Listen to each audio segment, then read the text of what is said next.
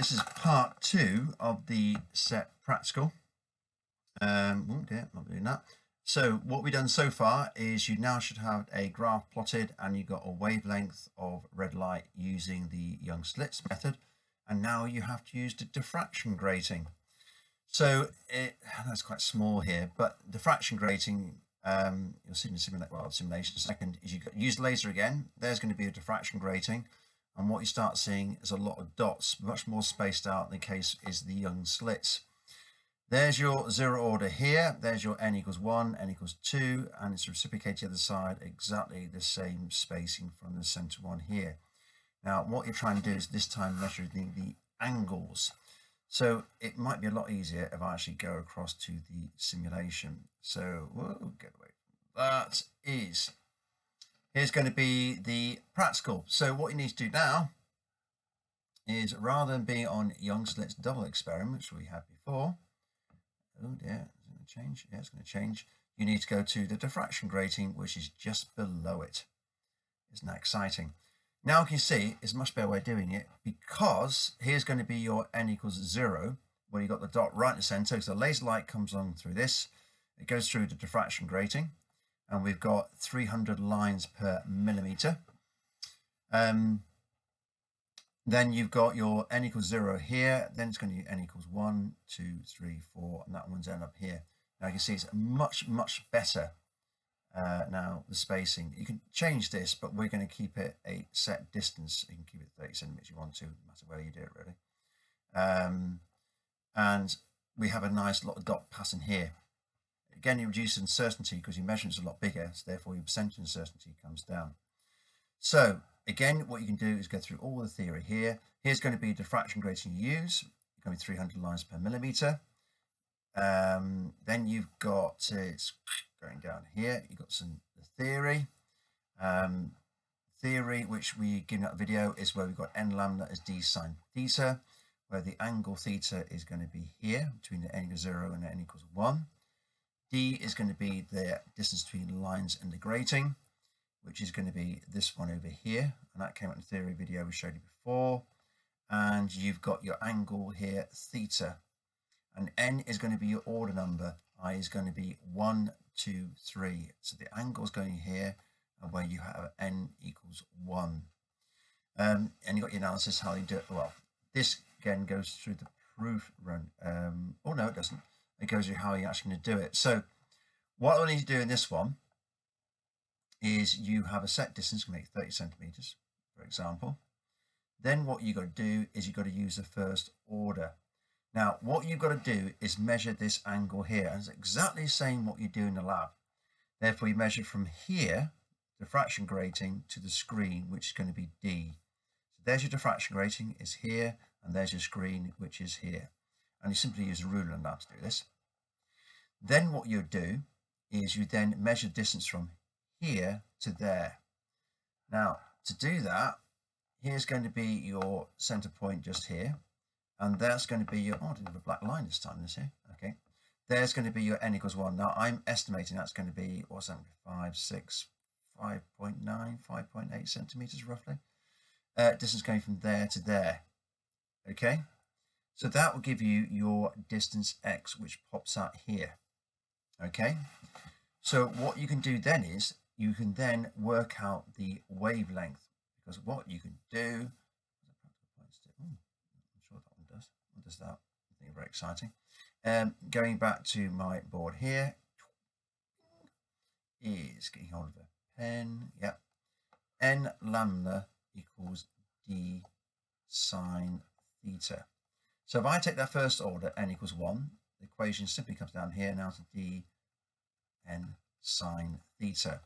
Now you're going to measure that angle, and the angle comes from your practical part from here, where the angle then you're going to use the fact that sine theta is going to be opposite, which is going to be your x over your d, which they've all bunged in here. I personally would, sine theta? I've lost the plot here. Tan theta, I do apologize. The tan theta is going to opposite over the adjacent. We're not using the hypotenuse at all. So therefore, what you do is you do your tan theta is going to be your x over your d. Now I measured the X very briefly. I think I got it was about 5.8 centimeters, what I said it was. Therefore, you've got to make sure you put it in SI units, and the D value, well, life of me can't remember the heck it was I set it to, was D value, here we go, it's going to be 30 centimeters. So going back here, I'm moving around too many things here, it's going to be 30 times 10 to the minus 2. Now again, what you could have done is left them in centimeters, but I think it's good practice always to put them in SI units because those cancel. And what you can do is you can find the angle theta. Once you found the angle theta again from here, you can then need to work out what D is. Now remember, D is 1 over n. Now n is the number of lines per millimeter, and this is where you need to be a little bit careful, because in here in the practical it tells you you've got 300 lines per millimeter. Now, if you think about it, if you got 300 lines per millimeter, we need this in per meter because it needs to be in SI units. Therefore, isn't that going to be 300 times 10 to the power 3? Because you can have more lines in a meter. To work out your D value, you've got to do 1 over 300 times 10 to the power 3. There you go. Okay. All right, so what you did then is work out your D value, and then you can work out your wavelength. And again, you're looking around about 600 nanometers. Now, what we'd like you to do, going back to the practical worksheet, is I would like you to do it for 2 angles, i.e. this angle here and this angle there. And remember, it's going to be n order 1 and n order for 2. And you do it one side and repeat it exactly the same the other side. Now, each time you do this, what you can do is you can record the value of the wavelength, okay? Therefore, I would then, it tells you here is do it for above and below the 0 order.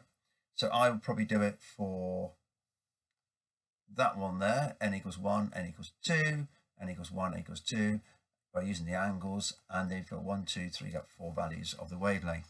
And I'll take an average of the wavelength to get hold of the value of the wavelength of this lovely laser light, which comes in here. Okay, practical points means absolutely nothing. No, it's boring. Okay, and you should be able to get all the values from this wonderful practical.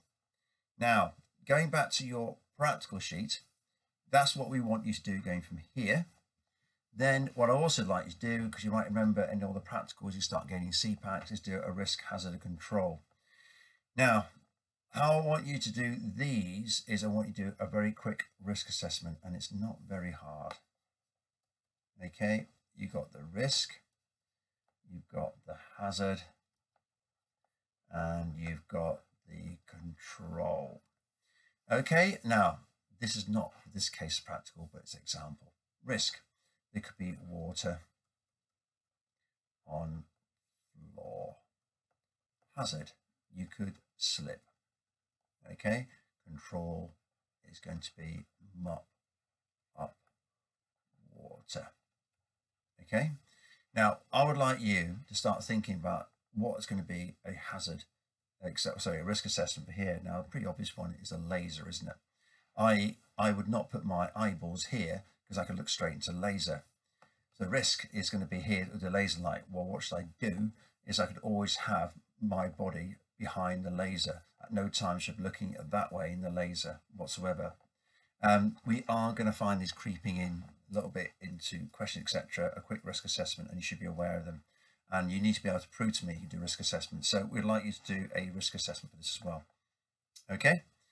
So, I mean, rattling on here, that's part 2 we'd like you to do. We would like this written up, and we would like it done properly, because when we all come back together again, we can ask this to be handed in, because we want evidence you've done this practical. Yes, we are going to do the practical in the lab, but in the lab we can quickly get results and just get it done. But I'd like you to basically, you can do all of this. What we can do in the practical is just take a straightforward result. So we do want it written up, and we will be asking for it. Well, when, I don't know yet, but we'll be asking for it sometime in return. Okay, so enjoy the practical and the simulation, and hopefully it will all work. Any problems, send me an email. Bye for now.